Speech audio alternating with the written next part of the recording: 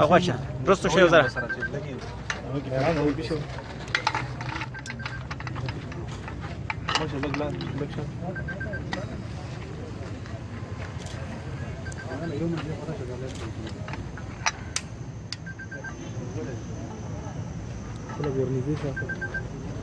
عدنان یو 30 سکند سی هغه طرف اخو ګور یا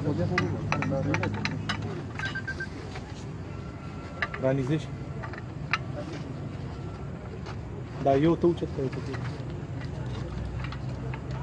زه اوس تاسو ته راشه